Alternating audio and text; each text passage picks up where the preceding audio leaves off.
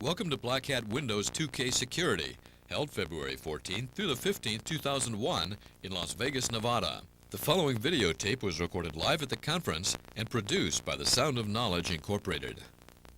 This is videotape number 5, More Technical Track, Null Sessions, MSRPC, and Windows 2000.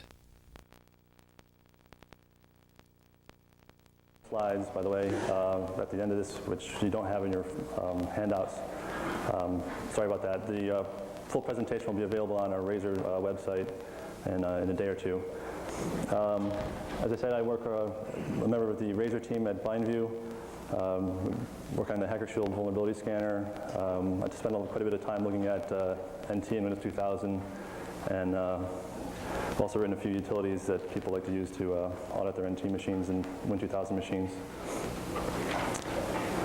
So our agenda for this talk will be, we'll start with some review about what you do with Null Sessions. We'll look at the different services you can get them from, the workstation and server services, the LSA and the SAM. Then we'll look at what's different about Windows 2000 and what's new in Windows 2000. Following that, we'll take a more in-depth look at MSRPC, and then we'll look at how you work around these issues, what you do to protect yourselves from them, and finally we'll do some questions and answers. So, starting from the beginning, what's a null session? It's sort of talking to a machine anonymously, but not entirely. It's basically you're going through the motions of doing authentication, but you're specifically using no username and no password. It's different from the guest account in that regard. What you get when you do this is you get the permissions that NT will grant to the anonymous account, and you also get the permissions that everyone is granted. There's a note here in Windows 2000. If you set restrict anonymous equal to 2, you no longer get the everyone, which is very useful. We'll see later. Why do these null sessions actually exist in the first place? A lot of the NT services in NT4 run with no privileges on the network. There are no credentials, and they need to talk to other machines to find things out on the network. So they need to be able to connect to the machine and ask it questions and get information from it. And that's why these null sessions are in the first place. And finally, we have like the canonical example of how you establish a null session, which is just net use, the IP name or a network name, IPC $, and no username and password. So what do you get when you use a null session, or what can you get?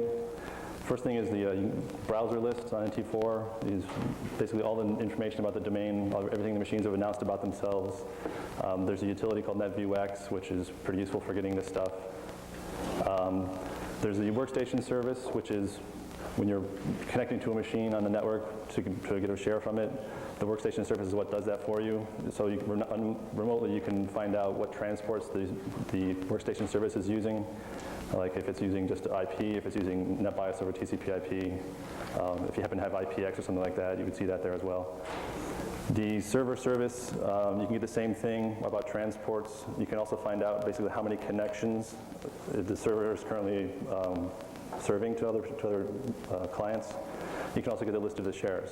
There's a utility by somebody named CarveDog called null.pl, runs on NT with a lot of Perl extensions. It does a lot of these things you can use.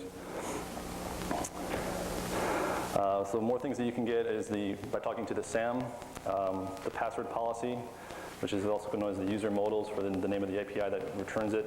This is basically your password policy that tells how long passwords can be before you have to change them, how long they have to be, how many times you can change them in a certain amount of time. You can get a full list of the users on the machine by doing a user enumeration. You can get all the groups, which are known as global groups, all the members of the groups. You can get the aliases, or what they call it internally, which is also the local groups, and all their members.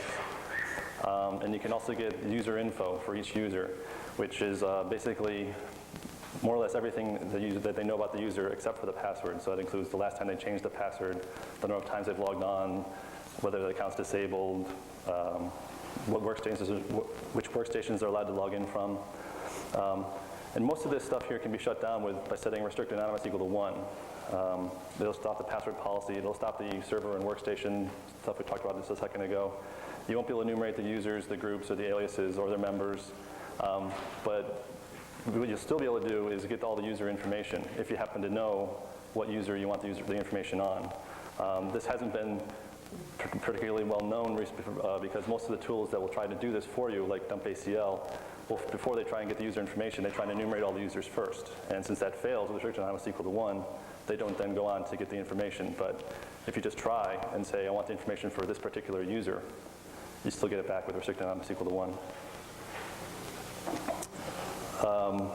The next thing is the LSA, which is the local security authority.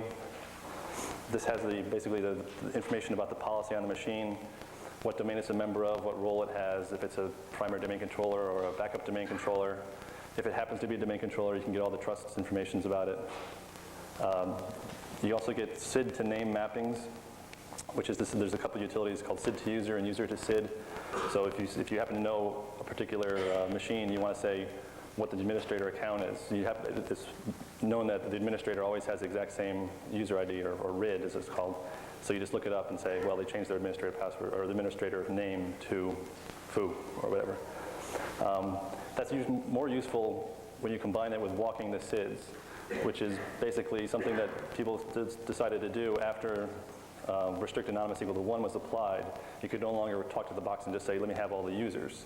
But what you can still do is, starting at 1,000, which is the lowest RID that you're allowed to have, you just start at 1,000 and you keep asking it to try to give you the name back for that RID, and you just keep going. And if you go long enough, you find every user, every group, and then alias on the machine. The question is really, when do you stop, though? Because you don't necessarily know.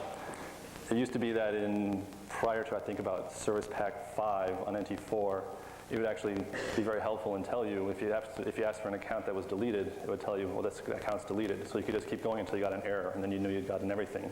That actually changed in Service Pack 5, I think, which now you get the same error back, whether the account's been deleted or whether it's been just not allocated yet. And that's actually something you can do if you want to try and prevent somebody from walking the RIDs, because really, if you're writing an application to do this, you've got to stop at some point. Usually what you do is just say, I want to stop after I get a certain number of errors in a row. And I'll just conclude at that point that there aren't any more. So what you can do as an administrator is create about 1,000 or so accounts or more, whatever you want to do, and then delete them all. And you'll have a big, huge block of RIDs that aren't there.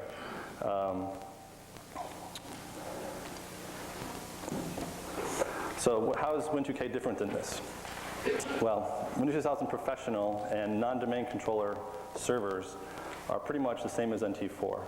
They add the capability for doing named pipe stuff over port 445, which is so basically you can do the same exact stuff over 445 that you can with 139, so it needs to be blocked as well.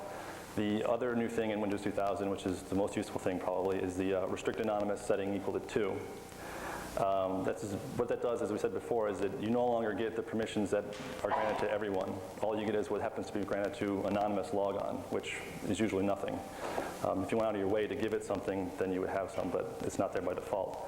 The only problem with the restrict anonymous equal to 2 is that it will cause some compatibility problems. So if you want to use it, by all means, give it a try, but, excuse me? Anything specific, like a specific situation or application? It's pretty much when your NT4 machines want to talk to the Win2K machines that have this set.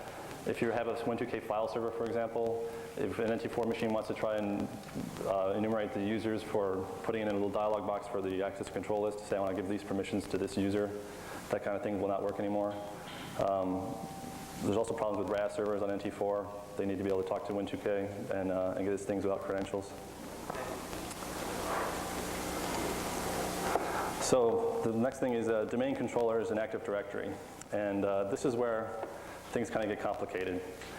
I've done quite a bit of testing, but I don't claim to have actually anywhere near all of the permutations covered about what's possible and what's not. There's a number of factors that I know affect things, which I've listed here, and I'll talk about each one in turn. But one of the main points I want to make here is that if you want to know whether these things are possible against your domain controllers on Win2Ks, you've really got to try them.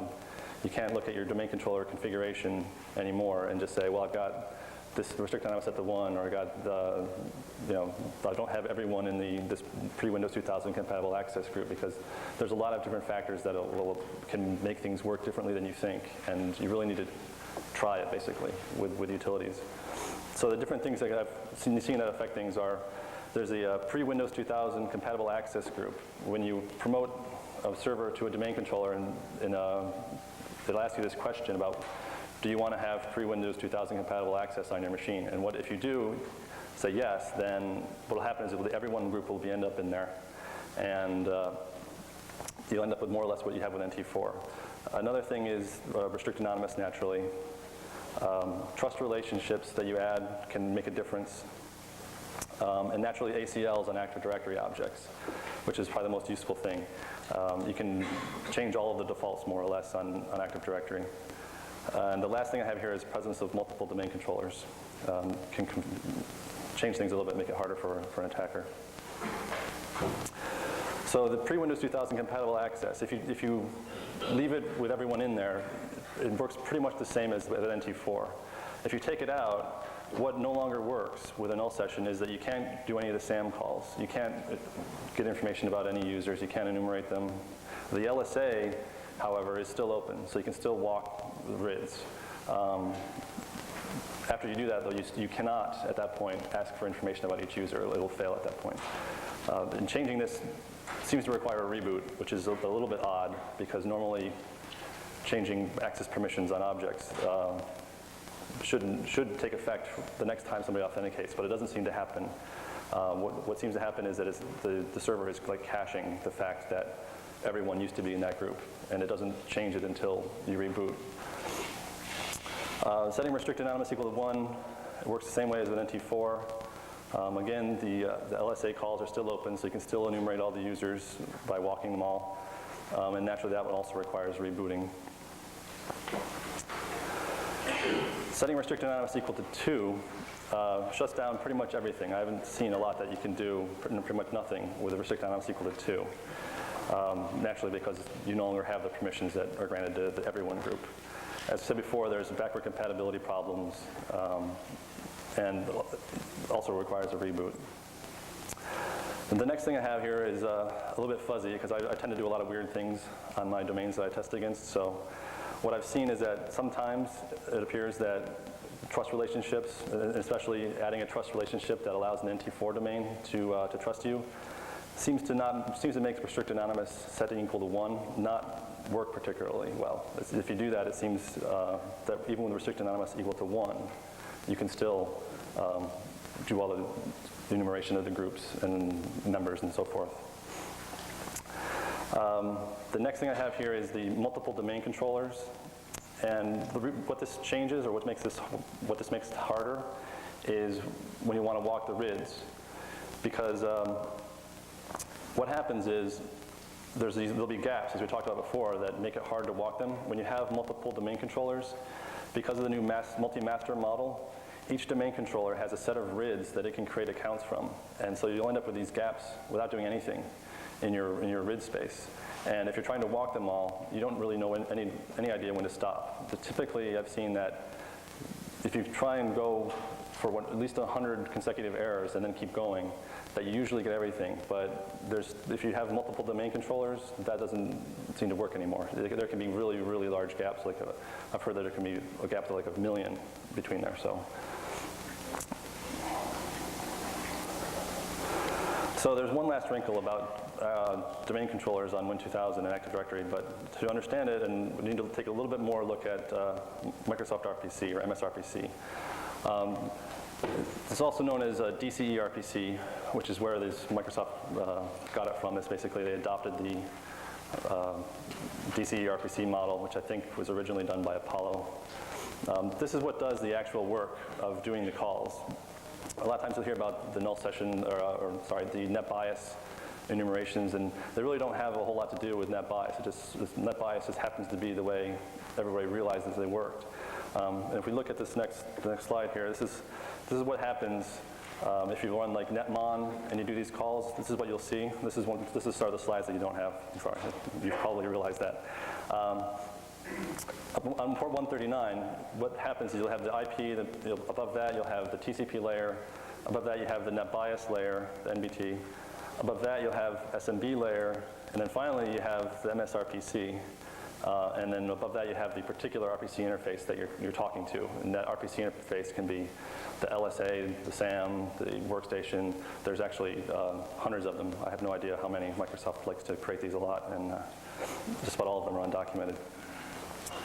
The port 445 case, the net bias part basically drops right out. But as you can see, this is why you can still do all of these things over 445, is because the MSRPC, which is what's really doing the work of getting this information, is still there. And you can still talk to it over SMB. So I have this slide here that these are all the different ways, what they're called as protocol sequences. They're basically the different transport methods of taking an RPC call, shipping it off to the server, and getting a response back. The primary ones, and by primary I mean the ones you should probably worry about coming from the internet because they're all based on IP at the lowest level.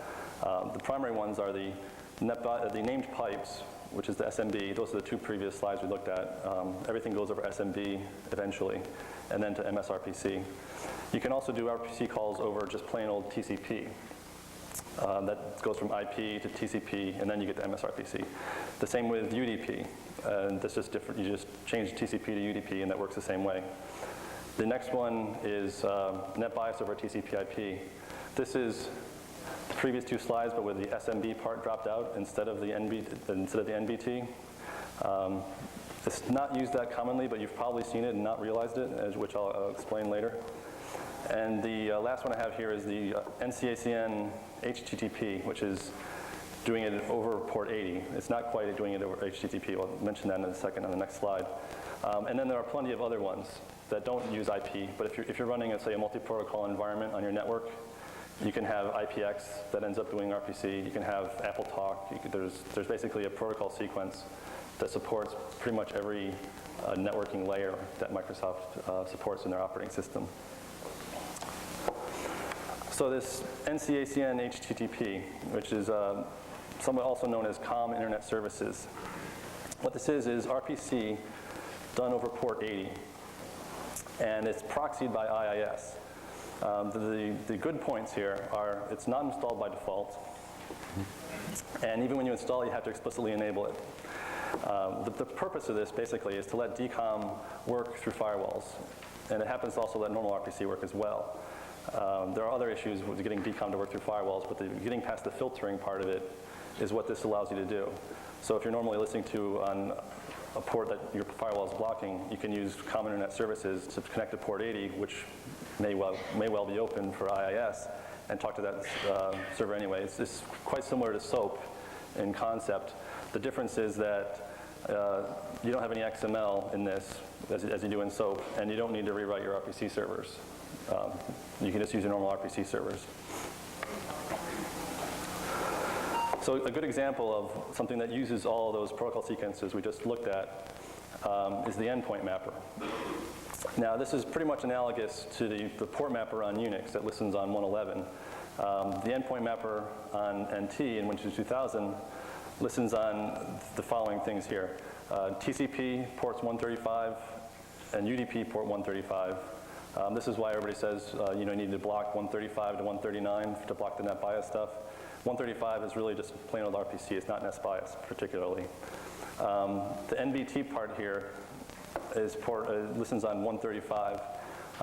If you've ever run, say, an NBT stat, the utility lets you look at the net bias name table on another machine. If you've done that on your Exchange server, you've probably seen a couple of entries that you don't see on other servers. If you look at Microsoft's web pages, they talk about a list of all these suffixes that you can have, and they list 87 and 6A as being Exchange. The 87 is actually this endpoint mapper listening on port 135, but because 87 hex is actually 135. So it pops up there as well because Exchange is listening on this NBT layer as well. The SMB layer, it listens on a pipe EP mapper which is available to Null Sessions as well. That goes over port 139, so if you're blocking that, then it's all the same. And lastly, the HTTP, it listens on port 593. If you might have seen this on your servers, and they probably tried to telnet to it or something to see what happens, and you got back this NCACAN underscore HTTP. This is the endpoint mapper, listening on that protocol sequence. So if you want to find out what this endpoint mapper knows, you use this utility called RPC dump, which is a much better, improved version of something called EP dump, which used to be in the resource kit. RPC dump is much more easy to understand, basically. And what it does is it dumps out the dynamically registered endpoints. And it tells you basically what each interface ID is on a particular port. There's an annotation you can provide as a server, and it'll tell you that. And also the endpoint mapper, the same process at least, is also used for DCOM activation. So all these ports here that you want to block for the endpoint mapper are also used for the DCOM activation. Now the next little item is this RPC management interface.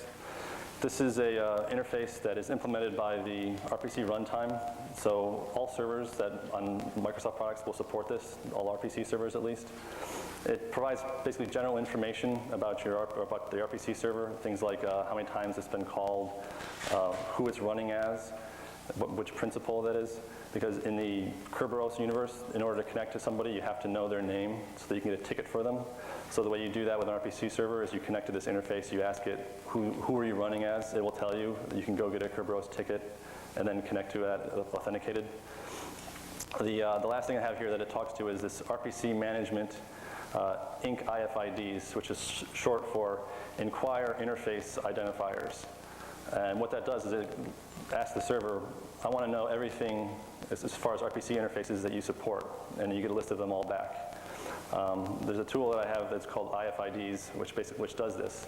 It can be used, a lot of times you'll see like running on NT or running on Win2K, something listening on 1026 or something listening on 1027, and you don't know what it is, and you'd like to. And one thing you can try is talking to the endpoint mapper and asking it everything that it knows and see if it's in there.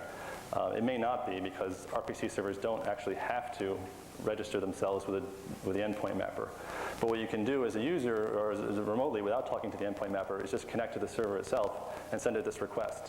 Say, I want to know all your RPC interfaces. And if it actually is an RPC interface or RPC server, it will tell you. And then you can use the interface IDs that come back and say, oh, that's Exchange, that's whatever. Okay, the next thing I have here is a slide that talks about different endpoints and the interfaces that they support. When you do null sessions, what typically happens is, say you were talking to the LSA, you'll connect to this named pipe called LSA-RPC, and then you'll do all the LSA interface calls over that.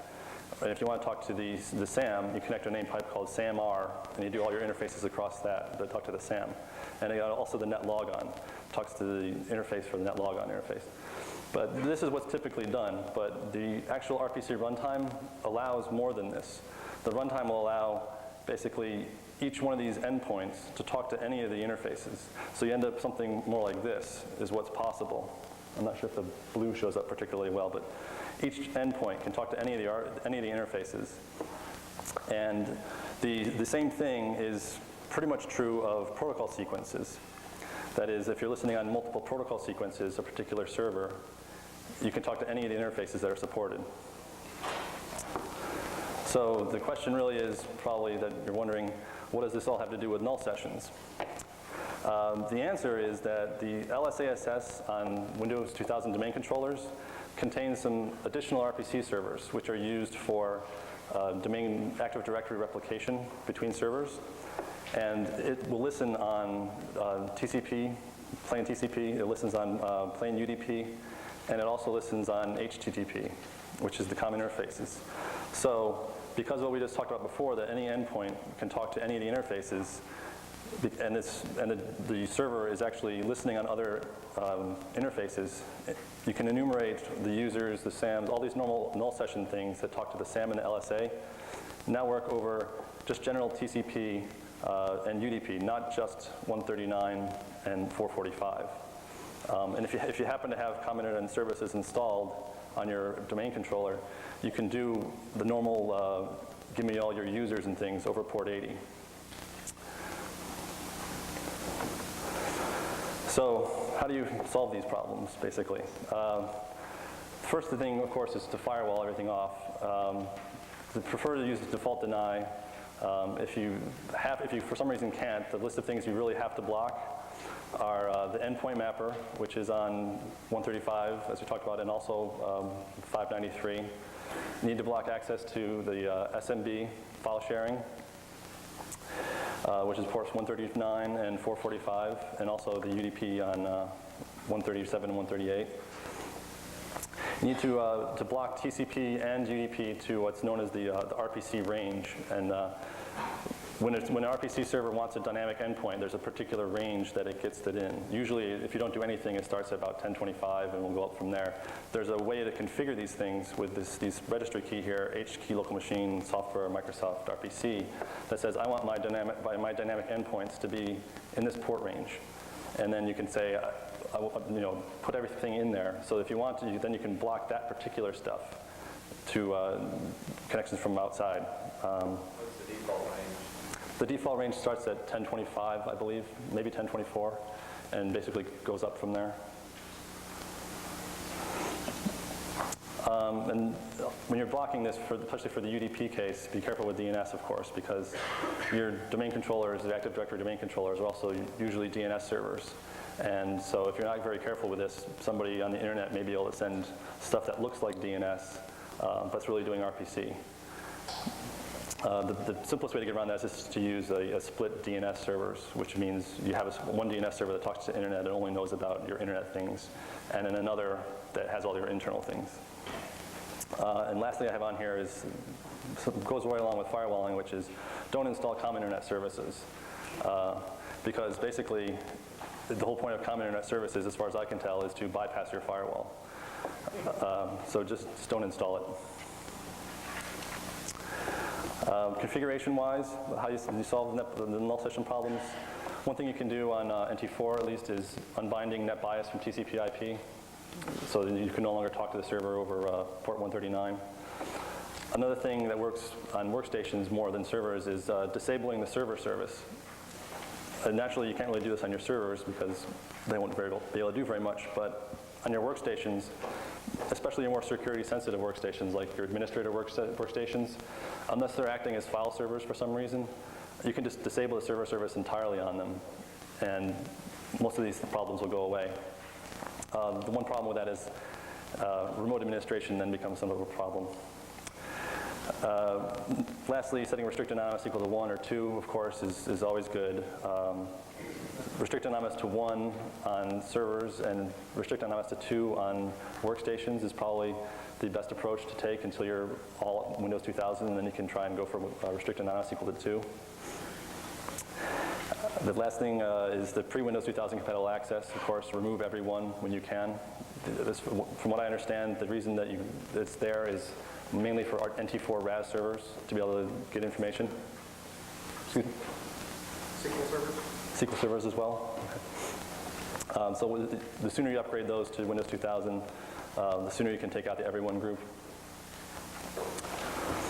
The last thing is basically ACLs. Active Directory has very strong support for ACLs on objects throughout the entire hierarchy. The properties they have as well, you can put ACLs on, so you can go through and say, I want to deny anonymous access to information about my administrators group, for instance, or something along those lines. Non-Active Directory machines, you don't have that option normally. However, there are still LSA and SAM object hierarchies that exist on each machine, NT4, and workstations and servers that aren't domain controllers. And you can set ACLs on those, but you need special tools to do it. There was a tool written quite a while ago, actually, called FixPol by Phil Brass of ISS. And what this does is it goes in and changes the permissions on the LSA object and removes the ones that are granted to everyone and changes it to users. That cuts out the entire LSA access to the anonymous sessions and null sessions. The problem with fixed Paul, and probably the reason more people haven't played with it, is that there's nothing to unfix Paul. So if you use it and it turns out that you can't leave it the way it was, then you're somewhat stuck. I've written a couple utilities which are called SAM ACL and LSA ACL, which do more or less what the names sound like. They're basically wrappers around the ACL editor in Windows 2000 that can know how to talk to the SAM and the LSA, and you can then manipulate these things. So you can try running fixed Paul, for instance, and if it doesn't work, you can undo it with LSA ACL. The plus side to doing these ACL things is there's no reboot required for these. They take effect pretty much immediately. The downside, which is somewhat serious, is it's pretty much an invisible change. It's really hard to know for somebody coming into an environment, say, like if you just hire a new administrator.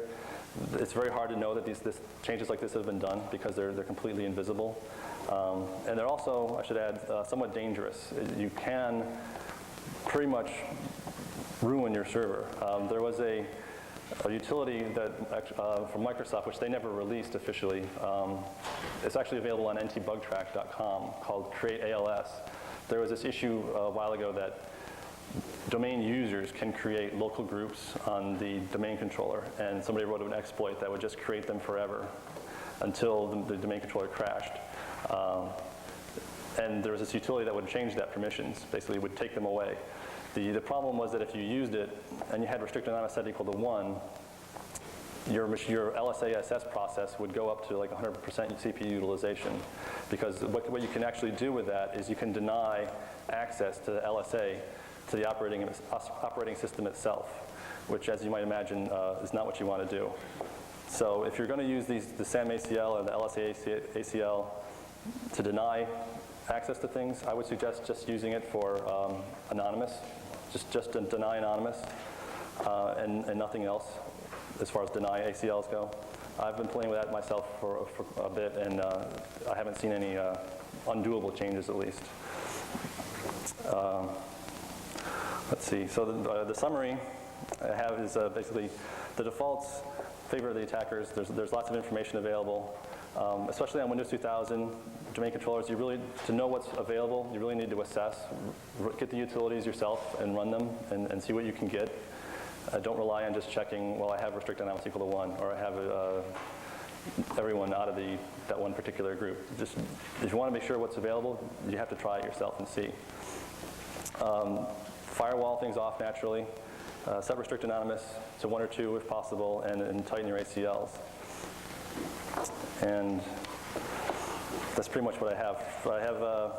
Our website is razor.blindview.com. This presentation will be up there in a day or two, as well as the SAM ACL and LSA ACL utilities. With my email address there for questions. And if anybody has questions, feel free.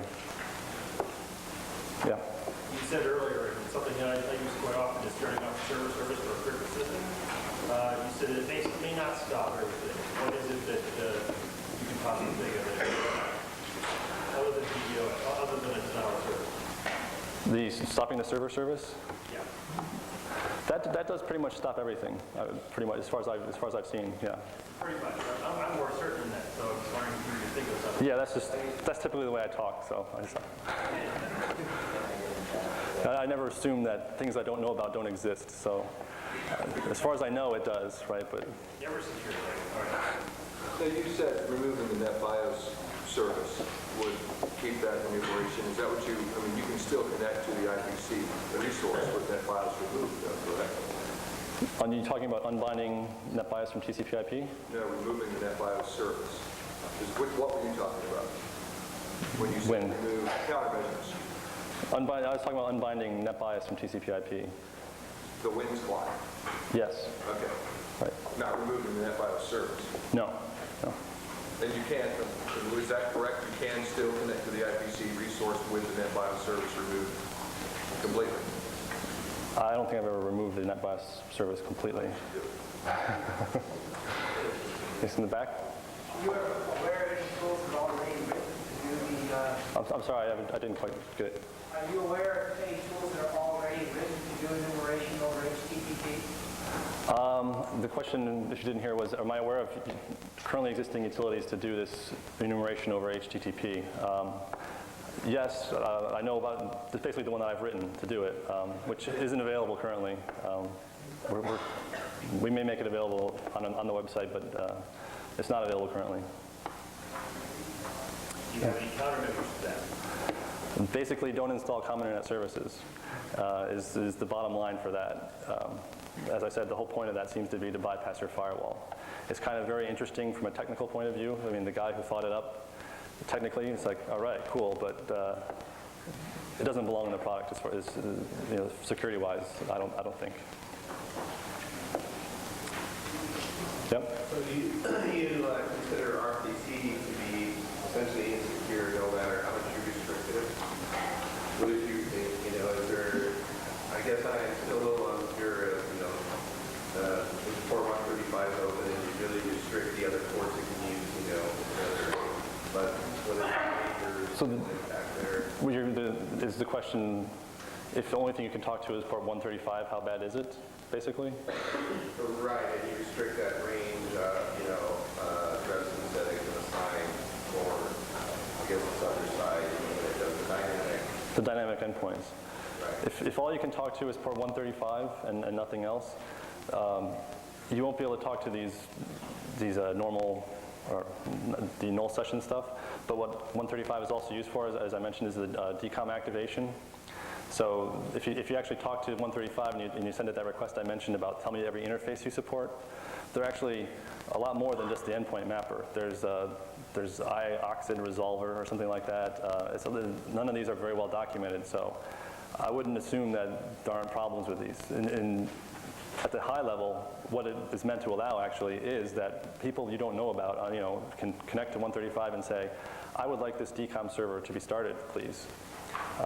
And tell me where you've put it, more or less. It may be that you couldn't talk to it afterwards, but you probably don't want people to be able to talk to your machine and say, please start this service. I haven't seen many DCOM applications that are that allow anybody to start them by default. There is one in Windows 2000, which I don't really understand the purpose of. I think it's called RS Notify. The permissions allow anybody to launch it, and it seems to be used for remote storage notification. More than that, I haven't figured out, but I wouldn't suggest you let people talk to 135 that you don't trust. Yeah. If you go as far as, say, deleting the IPC share, which I know won't work with some services like SQL or Exchange, would you still be able to, say, query the RPC over port 80 or the NCACN HTTP method? Yes. Yes. If you don't have access to 139 and 445, say, or you stop the server service, you probably wouldn't be allowed to stop the server service on a domain controller. But if you could, or if you just firewall it off so you can't talk to it, you still could, if you can talk to the RPC endpoints that are on different ports, you can still do all those things without talking to that, yes. Well, you can get rid of the IPC share without stopping the server service, though. How do you go about that? Net share IPC money/D. That lets you do it. That's news to me, but it's another, sure. That's basically the same thing as stopping the server service, in effect, really, because you can no longer talk to it, because the first thing everything does is establish a connection to that. So, any more questions?